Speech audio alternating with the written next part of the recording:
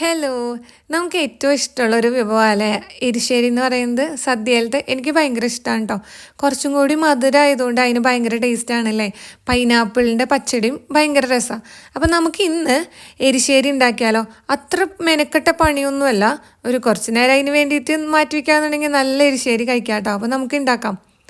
അതിനായിട്ടേ നമ്മൾ ഇനിയിപ്പോൾ പയർ വെള്ളത്തിലിട്ട് വെച്ചില്ലല്ലോ എന്നും വിചാരിച്ചിട്ട് ഉണ്ടാക്കാതിരിക്കേണ്ട. പയർ വെള്ളത്തിലിട്ട് വെച്ചില്ലെങ്കിലും കുഴപ്പമില്ല. നേരെ പയറെടുക്കുക, കഴുകുക, കുക്കറിലേക്ക് ഇടുക. എന്നിട്ട് പയറിന് മുകളിൽ കുറച്ച് വെള്ളം നിൽക്കാൻ രീതിയിൽ വെള്ളം ഒഴിക്കുക. എന്നിട്ട് അടച്ചിട്ട് അതൊന്ന് വേവിക്കാൻ വയ്ക്കുക. അത് 4 വിസിൽ വരെ അടുപ്പിക്കണം കേട്ടോ. എന്നാലാണ് അതൊന്ന് വെന്ത് കിട്ടുള്ളൂ. പകുതി വേവായാൽ മതി. അങ്ങനെ വെന്തത് ഒന്നെടുക്കുക. അതിന് ശേഷം അതിലേക്ക് മത്തങ്ങ ക്യൂബായിട്ട് അരിഞ്ഞ മത്തങ്ങ കഷ്ണങ്ങൾ ഇട്ട് കൊടുക്കുക. ഒരുപാട് മത്തങ്ങ വേണ്ട. ആ പയറിന് കൂടെ നിൽക്കാൻ പാകത്തിലുള്ള കുറച്ച് മത്തങ്ങ മാത്രം മതി കേട്ടോ. ഇതെല്ലാം നമ്മൾ ആൾക്കാരുടെ എണ്ണത്തിനനുസരിച്ചാണ് കൂട്ടലും കുറയ്ക്കലും. അങ്ങനെ ആ മത്തങ്ങ ഇട്ടതിന് ശേഷം കുറച്ച് ഉപ്പ്, കുറച്ച് മഞ്ഞൾപ്പൊടി, കുറച്ച് മുളക് പൊടി. ഇതിൻ്റെ എല്ലാം കണക്കും ഞാൻ പറയുന്നില്ല. ആൾക്കാരുടെ അനുസരിച്ച് കൂട്ടം കുറയ്ക്കും ചെയ്യുന്നതുകൊണ്ട് അത് പറഞ്ഞിട്ട് ഞാൻ ഇതാക്കുന്നില്ല കേട്ടോ. ഞാനിവിടെ എപ്പോഴും 2 പേർക്ക് എടുക്കാൻ രീതിയിൽ, അതും 2 ദിവസത്തിന് ആ കറി ഉണ്ടാവണം എന്നുള്ള രീതിയിലാണ് കേട്ടോ ഞാൻ ഉണ്ടാക്കാറ്. അപ്പോൾ ഈ 3 ഐറ്റം അതിൽ ഇട്ടതിന് ശേഷം നന്നായിട്ടൊന്ന് ഇളക്കുക. എന്നിട്ട് വെള്ളം തീരെ ഇല്ലെങ്കിൽ കുറച്ച് വെള്ളം ഒഴിക്കുക. എന്നിട്ട് വിസിലടുപ്പിക്കാൻ വെക്കുക. ഒരു 2 വിസിൽ വരെ വേണ്ടി വരും. കാരണം എന്ന് വെച്ചിട്ടുണ്ടെങ്കിൽ മത്തങ്ങ നല്ല പഴുത്ത മത്തങ്ങ ആണെങ്കിൽ 1 വിസിൽ മതിയാവും. അല്ലെങ്കിൽ കൂടുതൽ വിസിലായി ഉടഞ്ഞു പോവും. ഇതിപ്പോൾ ഭയങ്കര കട്ടി മത്തങ്ങയായിരുന്നു. അപ്പോൾ 2 വിസിൽ വേണ്ടി വന്നു. അങ്ങനെ 2 വിസിലും വന്നു കഴിഞ്ഞിട്ട് അത് ആവി കളഞ്ഞിട്ട് തുറന്ന് വയ്ക്കുക, മാറ്റി വയ്ക്കുക. അല്ലെങ്കിൽ കൂടുതൽ അതിലിരുന്ന് വെന്ത് ഉടയും. എന്നിട്ട് നമുക്കതിൻ്റെ അരപ്പ് തയ്യാറാക്കണം. അരപ്പിനായിട്ട് കുറച്ച് നാളികേരം, പിന്നെ ജീരകം, വെളുത്തുള്ളി, ഒരു 3-4 അല്ലി വെളുത്തുള്ളി, കുറച്ച് വെള്ളവും ചേർത്തിട്ട് നന്നായിട്ട് മിക്സിയിലൊന്ന് അരയ്ക്കുക. നമുക്ക് 2 ആവശ്യത്തിന് നാളികേരം വേണം ഈ എരിശ്ശേരിക്ക്. ഒന്ന് ഫ്രൈ ചെയ്തിടാനും ഒന്ന് അരയ്ക്കാനും. അരയ്ക്കാനുള്ള നാളികേരം എപ്പോഴും കുറച്ചെടുക്കുകയാണ് നല്ലത്. കൂടുതൽ എടുക്കേണ്ടത് ഫ്രൈ ചെയ്യാനായിട്ട് വേണം. അപ്പോഴാണ് കുറച്ചും കൂടി എരിശ്ശേരിക്ക് ടേസ്റ്റ് കൂടണത്. അങ്ങനെ ഈ അരച്ച അരപ്പ് നമ്മുടെ മത്തങ്ങയും പയറും വെന്തിട്ടുണ്ടല്ലോ അതിലേക്ക് ഇടുക. എന്നിട്ട് നന്നായിട്ടൊന്ന് മിക്സ് ചെയ്താക്കുക. മത്തങ്ങയും പകുതി വേവായാൽ മതി കേട്ടോ. കാരണം അല്ലെങ്കിൽ കുറേ നമ്മളിങ്ങനെ ഇളക്കുമ്പോൾ അത് വല്ലാണ്ട് അങ്ങ് ഉടഞ്ഞു പോവും. അങ്ങനെ ഈ മിക്സ് അതിലേക്ക് ഇടുക. അതിന് ശേഷം ശർക്കര നീര് അതിലേക്ക് ഒഴിക്കുക കേട്ടോ.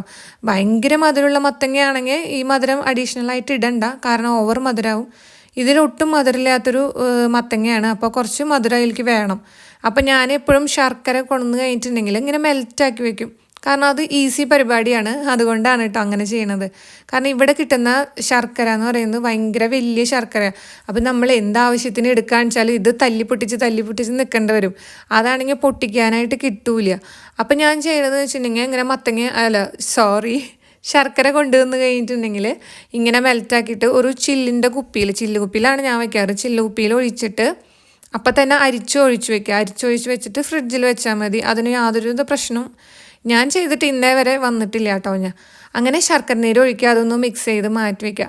എന്നിട്ട് അതിലേക്ക് നമുക്ക് നാളികേരമൊക്കെ ഫ്രൈ ചെയ്ത് ഇടണം. അപ്പോൾ ഇതെല്ലാം ഒരുമിച്ചാണ് കേട്ടോ നമ്മൾ ചെയ്യണത്. അപ്പോൾ ഒരു പാൻ അടുപ്പത്ത് വയ്ക്കുക. എന്നിട്ട് വെളിച്ചെണ്ണ ഒഴിക്കുക. വെളിച്ചെണ്ണ ഒന്ന് നന്നായിട്ട് ചൂടായി വരുമ്പോഴത്തേനും കടുക് ഇടുക, വേപ്പില ഇടുക, വറ്റൽമുളകും ഇടാം കേട്ടോ.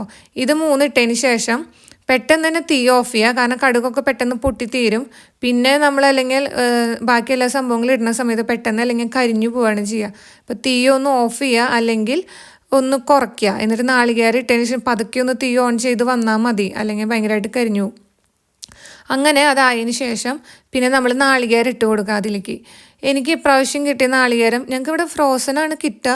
ആ ഫ്രോസൺ ആയാലും തരിന്നുള്ള നാളികേരം കിട്ടാറുണ്ട്, നല്ല നാളികേരം. പക്ഷേ ഇത് കിട്ടിയത് ഭയങ്കര വള്ളി പോലെ ഇരിക്കുന്ന നാളികേരമാണ് കേട്ടോ.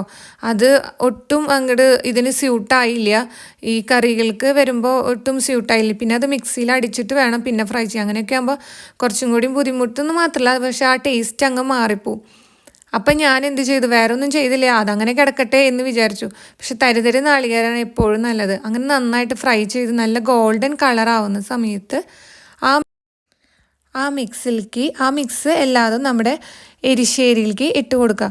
എന്നിട്ട് നന്നായിട്ടൊന്ന് മിക്സ് ചെയ്യുക. ഭയങ്കരമായിട്ട് ഹാർഡായിട്ട് ഇളക്കരുത്, കാരണം വല്ലാണ്ട് ഉടഞ്ഞു പോവും. അപ്പോൾ ഒരുവിധം പതുക്കെ അതിങ്ങനെ ഇളക്കി ആ നാളികേരം ഫ്രൈ ചെയ്തിട്ടതൊക്കെ നന്നായിട്ടൊന്ന് യോജിപ്പിച്ച് അതിലേക്ക് എടുക്കാം കേട്ടോ, മിക്സ് ആക്കിയിട്ട്. ഭയങ്കര ടേസ്റ്റാണ്. എനിക്ക് ഭയങ്കര ഇഷ്ടപ്പെട്ട ഒരു കറിയാണ് കേട്ടോ. മെയിനായിട്ട് ഇപ്പോൾ നമുക്ക് നാട്ടിലൊക്കെ ആണെങ്കിൽ പ്രശ്നമില്ല. ഇപ്പോൾ പുറത്തുള്ളവർക്കൊക്കെ ആണെന്നുണ്ടെങ്കിൽ സദ്യ ഉണ്ടാക്കാനും ഒറ്റയ്ക്കായിരിക്കും, വേറെ ആൾക്കാരൊന്നും ചിലപ്പോൾ കൂടെ ഉണ്ടാവില്ല. അപ്പോൾ ഫ്രോസൺ തന്നെ ശരണം എന്ന് വിചാരിക്കുന്നവരും ഉണ്ടാവും. അപ്പോൾ അങ്ങനെ ഇനി വിചാരിക്കാണ്ട് സ്വന്തമായിട്ട് ഉണ്ടാക്കി എല്ലാവരും ഒന്ന് ട്രൈ ചെയ്ത് നോക്കണം കേട്ടോ.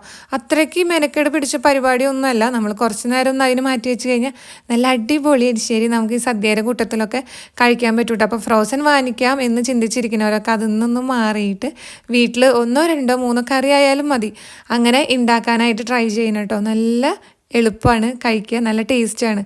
അപ്പോൾ എല്ലാവരും ട്രൈ ചെയ്യണേ. Okay, bye bye.